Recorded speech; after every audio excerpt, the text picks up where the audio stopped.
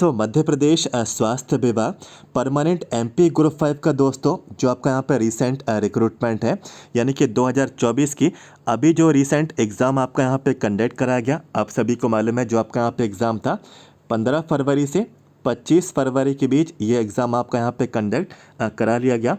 Online आप लोगों ने दोस्तों लिखित परीक्षा दी, ऑनलाइन रिटन एग्ज़ाम आप लोगों ने यहाँ पे दिया। कंप्यूटर बेस्ड टेस्ट दोस्तों आपका यहाँ पे ये रिक्रूटमेंट था और अभी रिसेंटली दोस्तों इसका रिज़ल्ट भी पब्लिश हुआ। आप सभी को मालूम भी है कि 29 अप्रैल को दोस्तों इसका रिज़ल्ट आपका यहाँ पे जारी कर दिया गया। और रिज़ल्ट में दोस्तों आप लोगों ने मेरिट की स्थिति आप लोग ने यहाँ पे जान ली, इसके साथ साथ वेटिंग की स्थिति भी आप लोग ने यहाँ पे जान ली। और दोस्तों आपको अलॉटमेंट दिया गया है या फिर नहीं, ये इन्फॉर्मेशन भी आप लोगों ने रिज़ल्ट के स्टेटस में आप लोग ने यहाँ पे चेक की। और जो आपके यहाँ पे परसेंटाइल स्कोर थे, सबसे ज़रूरी यहाँ पे जो परसेंटाइल आपके यहाँ पे जो स्कोर थे, तो स्कोर भी दोस्तों आप लोग ने अपने यहाँ पे चेक यहाँ पे कर लिए। और इसके बाद मैंने वीडियोस भी आपको यहाँ पे मैंने प्रोवाइड कराए। टॉप 10 कैंडिडेट्स सभी पोस्ट की इन्फॉर्मेशन मैंने आपको यहाँ पे दी। इसके साथ साथ जो यहाँ पे मेरिट कैंडिडेट्स हैं, वेटिंग कैंडिडेट्स हैं, तो मेरिट कितने अंकों पे प्राप्त हुई, वेटिंग कितने अंकों पे प्राप्त हुई, तो इसकी जानकारी भी दोस्तों मैंने आपको यहाँ पे दी। फिर इसके बाद दोस्तों मैंने ऑफिशियल जो कट ऑफ यहाँ पे जो इनकी तरफ से पीडीएफ ऑफिशियल वेबसाइट पर जारी हुई, तो ऑफिशियल कट ऑफ भी मैंने आपको बताया। सभी जो आपके पोस्ट थी ANM staff nurses, lab technicians, pharmacist, ठीक है, जितना भी पॉसिबल हो सका मैंने एक्सपेक्टेड यहाँ पे जो कट ऑफ था, ठीक है, और जो एक्चुअल कट ऑफ है दोस्तों आप लोगों को प्रोवाइड करा गया। सब जानकारी दोस्तों मैं आपको प्रोवाइड करा चुका। अब दोस्तों देखिए यहाँ पे बोला जा रहा है कि एमपी ग्रुप 5 का जो अभी 2024 का दोस्तों यहाँ पे जो रिक्रूटमेंट है, तो इस भर्ती में दोस्तों कुछ यहाँ पे घोटाला हुआ है, ठीक है। न्यूज़पेपर के माध्यम से ये खबर यहाँ पे दोस्तों निकल के आई है। इनके तरफ से ये दावा किया जा रहा है कि मध्य प्रदेश में फिर भर्ती घोटाला। इसमें लिखा है कि 97 परसेंटाइल वाले बेरोजगार 51 वालों को मिली नौकरी। तो दोस्तों यहाँ पे इनके द्वारा ये दावा किया जा रहा है कि 97% वाले जो कैंडिडेट्स हैं जिनका परसेंटाइल स्कोर 97 यहाँ पे करीबन यहाँ पे इतना रहा, तो इनको बेरोजगार कर दिया गया, इनको सिलेक्शन नहीं दिया गया। और 51 वाले जो कैंडिडेट्स हैं, 51 वाले यहाँ पे जो कैंडिडेट्स हैं 51 परसेंटाइल वाले, तो इनको दोस्तों यहाँ पे नौकरी यहाँ पे मिल गई। तो देख लेते हैं क्या ये इनके द्वारा सही दावा यहाँ पे किया जा रहा है, ठीक है, क्या इन्फॉर्मेशन यहाँ पे इनकी तरफ से यहाँ पे रहेगी और क्या सच में ये है, तो मेरा व्यू यहाँ पे क्या रहेगा। तो ये सभी इन्फॉर्मेशन दोस्तों हम लोग इसमें यहाँ पे कवर करेंगे। सबसे पहले दोस्तों वीडियो को लाइक करें, वीडियो को लाइक ज़रूर करना। और जैसे कि मैंने आपको बोला, इसके बाद आप लोगों की डॉक्यूमेंट के वेरिफिकेशन की इन्फॉर्मेशन दोस्तों आपके यहाँ पे आएंगी। इसके साथ साथ वेटिंग की लिस्ट की इन्फॉर्मेशन भी दोस्तों आपको आगे प्रोवाइड कराई जाने वाली है। और हमारे चैनल के थ्रू आप सभी को मालूम है स्वास्थ्य विभाग की सभी वैकेंसीज़ की इन्फॉर्मेशन मिलती है। नर्सिंग और पैरामेडिकल स्टाफ के ऑल इंडिया लेवल के जितने भी वैकेंसीज़ आती हैं, सब अपडेट्स दोस्तों वैकेंसीज़ के हम लोग यहाँ पे कवर करते हैं। तो आगे आने वाली कोई भी जानकारी ना छूटे, मध्य प्रदेश स्वास्थ्य विभाग में और भी वैकेंसीज़ आने वाली अपडेट्स आपको मिलते रहेंगे। पहले से चैनल को सब्सक्राइब कर लें, वीडियो के नीचे जाएँ, सब्सक्राइब के रेड बटन को क्लिक कर लें। चलिए शुरुआत करते हैं और बढ़ते हैं दोस्तों इन्फॉर्मेशन की ओर।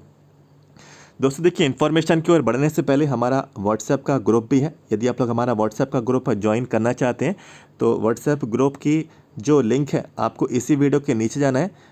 वीडियो का जो डिस्क्रिप्शन बॉक्स है, ठीक है, इसी वीडियो के नीचे डिस्क्रिप्शन बॉक्स है, उस पर क्लिक कर देना, आपको ग्रुप की लिंक आपको मिल जाएगी, ठीक है। ग्रुप की लिंक पर क्लिक करेंगे, आप लोग हमारे व्हाट्सएप ग्रुप से ज्वाइन हो जाएंगे। जितने भी अपडेट्स हैं आपको टाइम टू टाइम अपडेटेड आपको व्हाट्सएप पे ही दोस्तों आपको यहाँ पे मिलते रहा करेंगे। यदि आपको डिस्क्रिप्शन बॉक्स नहीं मिल रहा है तो इसी वीडियो का जो टाइटल है, ठीक है, नीचे लिखा है एमपी ग्रुप 5 रिजल्ट, उसी पे दोस्तों आपको यहाँ पे क्लिक कर देना है। डिस्क्रिप्शन बॉक्स आपको मिल जाएगा, ग्रुप की लिंक आपको वहाँ पे मिल जाएगी। चलिए देखिए इन्फॉर्मेशन दोस्तों इसमें आपके यहाँ पे क्या है। इसमें देखिए लिखा है कि मध्य प्रदेश में एक बार फिर प्रतियोगी परीक्षाओं की पारदर्शिता पर सवाल खड़े हो गए हैं। व्यापम के बदले नाम से पहचाने जा रहे मध्य प्रदेश कर्मचारी चयन मंडल ईएसबी ने संयुक्त भर्ती परीक्षा 2024 के बाद जो चयन सूची जारी की, उसमें मेधावी अभ्यर्थियों को हिलाकर यहाँ पे रख दिया। आरोप है कि 97 परसेंटाइल जैसे उच्च अंक लाने वाले अभ्यर्थी को ना तो मेरिट में जगह मिली, ना ही नियुक्ति, जबकि महज 51 परसेंटाइल लाने वाले संविदा कर्मियों को नियुक्त यहाँ पे कर लिया गया। इस धांधली की आंख जबलपुर से उठी। यहाँ की एक छात्रा ने 97.17% अंक लाकर भी डायलिसिस अटेंडेंट पद पर नियुक्ति से वंचित यहाँ पे रह गए। चौंकाने वाली बात यह है कि छात्रा का नाम मेरिट सूची तक में यहाँ पे नहीं है। तो दोस्तों यहाँ पे जो ये कंपैरिजन यहाँ पे जो कर रहे हैं कि 97 परसेंटाइल पे यहाँ पे सिलेक्शन यहाँ पे नहीं मिला, ठीक है, और यहाँ पे बोला जा रहा है कि 51 परसेंटाइल पे यहाँ पे सिलेक्शन जो है मिल गया। तो यहाँ पे देखिए बोला गया है कि 51 परसेंटाइल वाला जो कैंडिडेट है संविदा वाला है, ठीक है। तो संविदा वाला जो कैंडिडेट है, ठीक है, जो ऑलरेडी 5 ईयर का एक्सपीरियंस रखता है और संविदा से फॉर्म को अप्लाई करता है, तो बिल्कुल यहाँ पे ये जाहिर सी बात है कि उसका कट ऑफ दोस्तों बहुत कम यहाँ पे जाता है, ठीक है। उसका कंपैरिजन हम नॉर्मल कैंडिडेट से नहीं कर सकते हैं, ठीक है। संविदा वालों का कट ऑफ बहुत यहाँ पे कम जाता है क्योंकि संविदा में इतना कंपटीशन नहीं है। जो कॉन्ट्रैक्चुअल एम्प्लॉयज़ हैं, जो एमपी गवर्नमेंट के कर्मचारी हैं, संविदा पे कार्यरत हैं 5 वर्षों से 10 वर्षों से, ठीक है, तो इनमें एक्सपीरियंस यहाँ पे रहता है कैंडिडेट के पास। तो इसमें कम ही कैंडिडेट्स अप्लाई करते हैं और जो अप्लाई करते हैं तो उनमें किसी किसी की अच्छी प्रिपरेशन रहती है, किसी किसी की यहाँ पे थोड़ी कम यहाँ पे रहती है, किसी किसी की यहाँ पे बिल्कुल भी यहाँ पे प्रिपरेशन यहाँ पे नहीं होती क्योंकि ये जॉब करते हैं, जॉब के संग स्टडी यहाँ पे मैनेज यहाँ पे नहीं कर पाते हैं। तो सामान्यतः जो संविदा कैंडिडेट्स हैं इनका कट ऑफ यहाँ पे एज कंपेरेटिव यहाँ पे नॉर्मल कैंडिडेट से बहुत कम यहाँ पे देखने को मिलता है।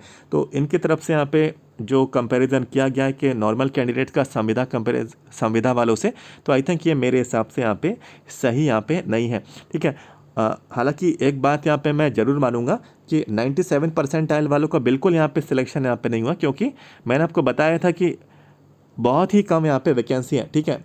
1200 करीब पोस्ट तो दोस्तों आप लोगों की यहाँ पे एएनएम कैंडिडेट्स की थी, ठीक है, और करीब 600 पोस्ट दोस्तों यहाँ पे जो थी ये लैब टेक्नीशियन की थी, ठीक है, और यहाँ पे 600 करीब पद जो है यहाँ पे एवीएफओ वाली पोस्ट थी। तो 2400 से 2500, ठीक है, 2400 करीब ये पोस्ट जो है ये 3060 वैकेंसी में, ठीक है, 3060 वैकेंसी में दोस्तों 2400 ये 3 पोस्ट यहाँ पे जो है देखिए ये सभी पोस्ट यहाँ पे ये ले गई। बाकी के जो यहाँ पे जो पोस्ट बची करीब करीब 500 से 600, तो देख सकते हैं उनमें करीब करीब 24 अलग तरीके के आपके यहाँ पे पद थे। इसमें एएनएम, चलिए एएनएम तो यहाँ पे मैंने कवर कर लिया, ठीक है, स्टाफ नर्स था, फार्मासिस्ट था, रेडियोग्राफर था, एक्सरे टेक्नीशियन था, डायलिसिस टेक्नीशियन था, ईसीजी टेक्नीशियन था, ड्रेसर था, ठीक है, बहुत सारी पोस्ट थी। तो सोच सकते हैं कि 500 ही सीट यहाँ पे जब बची और 500 सीट यहाँ पे जब पोस्ट वाइज यहाँ पे बांटी गई, फिर उन पोस्ट वाइज को कैटेगरी वाइज बांटा गया, फिर उन कैटेगरी वाइज को मेल फीमेल में बांटा गया, फिर ये भी चेक किया गया कि उनमें संविदा वालों को भी वैकेंसी देनी है, उनमें एक्स सर्विसमैन कैंडिडेट्स को भी वैकेंसी देनी है, जो महिला कैंडिडेट्स हैं, ठीक है, जो पीडब्ल्यूडी कैंडिडेट्स हैं, ठीक है, जो दिव्यांग कैंडिडेट्स हैं उनको भी यहाँ पे वैकेंसी देनी है। तो जब वैकेंसी इतने सारे लोगों में डिस्ट्रीब्यूट यहाँ पे होंगी तो नॉर्मल कैंडिडेट्स के लिए कितनी पोस्ट बचेंगी, तो ये आप लोग यहाँ पे सोच ही सकते हैं, समझ ही सकते हैं, ठीक है। तो इतनी कम पोस्ट थी, तो जो कैंडिडेट यहाँ पे सबसे हाईएस्ट परसेंटाइल यहाँ पे लेकर आया, ऑलमोस्ट सिर्फ वही कैंडिडेट यहाँ पे सेलेक्ट वहाँ पे हुआ है और वही मेरिट में यहाँ पे आया हुआ है। आप लोग मेरिट लिस्ट और एक बार जो है जो वेटिंग लिस्ट थी आप लोग उठा के देख लेना, ठीक है, उसमें सभी चीज़ें आपको बिल्कुल पारदर्शिता के साथ आपको बताई गई हैं कि मेरिट वाले के मार्क्स कितने हैं और वेटिंग वाले के मार्क्स वहाँ पे कितने हैं, और यदि मेरिट में आना था तो कितने मार्क्स चाहिए थे और वेटिंग में आपको यदि आना था तो उसके लिए कितने मार्क्स थे। तो उन्होंने PDF फाइल, ठीक है, आप लोगों को ESB की ऑफिशियल वेबसाइट पर रिजल्ट के सेक्शन में दोस्तों आपको पहले ही दोस्तों आपको प्रोवाइड आपको करा दी गई थी, ठीक है। किसी किसी पोस्ट में काफ़ी बहुत ही ज़्यादा यहाँ पे कंपटीशन था, ठीक है। स्टाफ नर्स की पोस्ट का है, ठीक है, स्टाफ नर्स में करीब 82 पद थे, 82 में से आधे से ज़्यादा पद यहाँ पे संविदा वालों के थे, फिर बचे कुछ पद यहाँ पे एक्स सर्विसमैन्स के थे, फिर कुछ बचे कुछ पद यहाँ पे PWD कैंडिडेट्स के थे। तो नॉर्मल कैंडिडेट्स की बात करें, unreserved, OBC, EWS, SC ST, ठीक है, तो आपको मेल फीमेल में 1 या 2 ही सीट दोस्तों आपके यहाँ पे बच रही थी, ठीक है। मैंने एक वीडियो भी कवर किया था एक्सपेक्टेड कट ऑफ का, जिसमें मैंने सभी चीज़ें आपको बताई थी। कि सभी कैटेगरीज में मेल फीमेल के लिए सिंपल नॉर्मल मेल फीमेल के लिए सभी कैटेगरीज में कितनी वैकेंसी थी। तो हमने देख लिया था कि ज़्यादा से ज़्यादा 2 पोस्ट आ रही थी निकल के या फिर 3 पोस्ट निकल के आ रही थी, और किसी किसी पोस्ट में तो बिल्कुल भी पोस्ट नहीं थी, बिल्कुल भी यहाँ पे 0 वैकेंसी थी। और दोस्तों इस बार का जो रिजल्ट आप लोगों का जारी हुआ, मैंने आपको अभी इससे पहले वाले अपडेट्स में भी बताया कि जितने भी दोस्तों आपके डिपार्टमेंट थे, जितने भी डिपार्टमेंट थे, इनमें जितनी भी पोस्ट थी, चलिए किसी भी पोस्ट की हम लोग बात करें, चाहे स्टाफ नर्स हो, चाहे लैब टेक्नीशियन हो, चाहे फार्मासिस्ट हो, ठीक है, इनमें जितनी भी पोस्ट थी सभी पोस्ट पे दोस्तों इन्होंने जो है अलॉटमेंट नहीं दिया है, ठीक है। सभी पोस्ट पे अलॉटमेंट नहीं दिया, आप लोग चेक भी कर लेना। जो मेरिट लिस्ट है और अलॉटमेंट लिस्ट है, आप लोग देखेंगे सभी डिपार्टमेंट्स में जो पोस्ट थी उनमें अलॉटमेंट जो है नहीं दिया गया।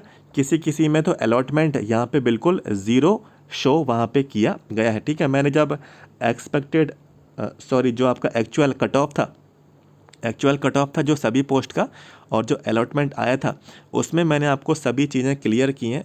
0 दोस्तों वहाँ पे लिखा हुआ है। तो एक तो वैकेंसी कम निकाली और जो निकाली उनमें भी पूरा अलॉटमेंट यहाँ पे नहीं दिया गया। और जो एएनएम कैंडिडेट्स हैं, काफ़ी एएनएम कैंडिडेट्स का जो रिज़ल्ट है, ठीक है, काफ़ी एएनएम कैंडिडेट्स का जो रिज़ल्ट है वो अभी भी दोस्तों विद हेल्ड है, ठीक है। और ये विद हेल्ड क्यों है, इनको यहाँ पे क्यों रोका है, क्योंकि इनका जो डिसीज़न है कोर्ट केस के थ्रू दोस्तों यहाँ पे आएगा, ठीक है। तो काफ़ी कैंडिडेट्स तो अपना रिजल्ट यहाँ पे नहीं देख पाए, मार्क्स भी नहीं देख पाए, और जो मेरिट और वेटिंग का जो स्टेटस है काफ़ी कैंडिडेट्स अभी भी यहाँ पे वेट कर रहे हैं। तो उम्मीद तो यही करेंगे कि जो भी कोर्ट का डिसीजन है जल्दी आए, जिससे आप लोग अपने रिजल्ट देखें और आपको मेरिट प्रोवाइड कराई जाए या फिर वेटिंग प्रोवाइड कराए, तो ये आपका रिजल्ट आपको शो जल्दी से जल्दी करा दिया जाए। खैर बहरहाल जो इन्फॉर्मेशन आप लोग यहाँ पर देखें, यहाँ पे इनके द्वारा नेक्स्ट इन्फॉर्मेशन है, संविदा वाले ही चाहिए थे तो परीक्षा क्यों करवाई। छात्रा ही नहीं हजारों अभ्यर्थी इस बात को लेकर आक्रोशित हैं। यदि नियुक्ति केवल संविदा कर्मचारियों को ही देनी थी तो ऐसी परीक्षा आयोजित कर लाखों युवाओं के समय, मेहनत और पैसों से खिलवाड़ क्यों किया गया। परीक्षा शुल्क से लेकर तैयारी तक में युवाओं ने महीनों झोंक दिए और अब उन्हें खुद को ठगा महसूस यहाँ पे हो रहा है।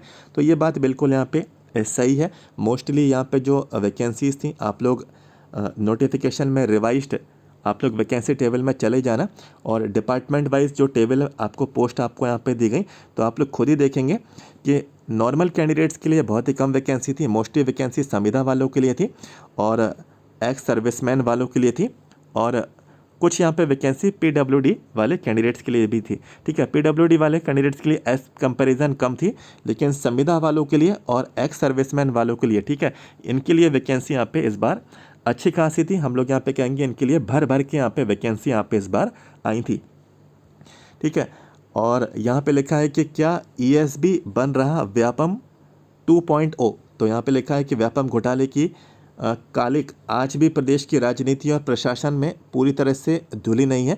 ऐसे में अब ईएसबी पर भी पैटर्न वही, नाम नया, वही वाला आरोप लगने लगा है। भर्ती में अपारदर्शिता, मेरिट में अनदेखी और चुनिंदा लोगों को लाभ पहुंचाने जैसे आरोप फिर से यहाँ पे जो है उभर आए हैं। अब देखिए यहाँ पे लिखा है कि पद सीमित थे, प्रतियोगी लाखों में थे, फिर भी पारदर्शिता यहाँ पे गायब रही, यानी कि ट्रांसपेरेंसी यहाँ पे नहीं अपनाई गई। इसमें देखते हैं लिखा है कि ईएसबी द्वारा आयोजित इस परीक्षा में नर्सिंग ऑफिसर, स्टाफ नर्स के 55, फार्मासिस्ट ग्रेड 2 के 103, लैब टेक्नीशियन के 323, रेडियोग्राफर के 76, ओटी टेक्नीशियन के 144, ऑक्यूपेशनल थेरेपिस्ट के 5, ऑप्टोमेट्रिस्ट के 11, प्रोस्थेटिक ऑर्थेटिक टेक्नीशियन के 3, स्पीच थेरेपिस्ट के 4, रेडियोथेरेपी टेक्नीशियन के 3, एनेस्थीसिया टेक्नीशियन के 7, ईईजी टेक्नीशियन का 1, सीएसएसटी टेक्नीशियन के 6 और लैब अटेंडेंट के 129 पद थे। तो देखिए जो मैंने आपको बताया कि कितने कम पोस्ट, देखिए स्पीच थेरेपिस्ट के तो यहाँ पे सिर्फ मात्र 4 ही थे। तो कैटेगरी कितनी होती है, देखिए अनरिजर्व भी होती है, ओबीसी भी होती है, ईडब्ल्यूएस भी होती है, एससी भी होती है, एसटी भी होती है। तो 4 ही पद थे, ठीक है, 4 ही दोस्तों ये पद थे। तो किस में मिले होंगे, अनरिजर्व को मिले होंगे, ओबीसी को मिले होंगे, ईडब्ल्यूएस को मिले होंगे, एससी को मिले होंगे, एसटी को मिले होंगे, ठीक है। तो सोच सकते हैं जो कैंडिडेट लेकर आया होगा वो हाईएस्ट मार्क्स ही यहाँ पे लेकर आया होगा। जब 4 ही पोस्ट थी तो सबसे ज़्यादा जो कैंडिडेट ऑब्टेन किया है तो उसका परसेंटाइल स्कोर सबसे ज़्यादा होगा और उसी को दोस्तों अलॉटमेंट मेरिट उसको दे दी गई हो। रेडियोथेरेपी टेक्नीशियन में तो देखिए 3 ही थी, ठीक है, और यहाँ पे ईईजी टेक्नीशियन की पोस्ट सिर्फ मात्र यहाँ पे एक ही पोस्ट थी, ठीक है। सीएसएसटी के 6 थे, ठीक है। लैब अटेंडेंट के 129 थे, ठीक है। तो ये लैब अटेंडेंट वाली जो पोस्ट थी ये 12th बेसिस पे थी, ठीक है, सिर्फ 12th मांगा गया था। तो इसमें तो सभी ने अप्लाई किया था क्योंकि 12th तो सभी यहाँ पे पास थे, ठीक है। इसमें 129 करीब आपके पद थे, जिसमें से ड्रेसर ग्रेड 2 की पोस्ट जो थी, इसमें अनुभव आप लोगों से थोड़ा 3 महीने का आई थिंक यहाँ पे ये कोर्स भी आप लोगों से यहाँ पे मांगते हैं, तो वो रूल बुक के हिसाब से यहाँ पे तय था, ठीक है। तो लिखा है कि इन पदों में 26 नवंबर 2024 को आवेदन भरने की प्रक्रिया प्रारंभ हुई और अंतिम तिथि यहाँ पे लिखी है अनारक्षित वर्ग से इतने। तो ये फीस को लेकर तो हमें इससे कुछ भी यहाँ पे मतलब नहीं है।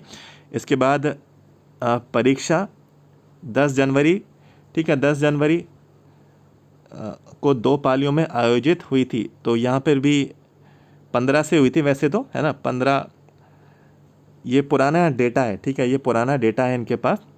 फरवरी में हुआ, ठीक है, 15 फरवरी से 25 फरवरी के बीच 10 दिनों के बीच ये एग्ज़ाम आपके हुए, ठीक है।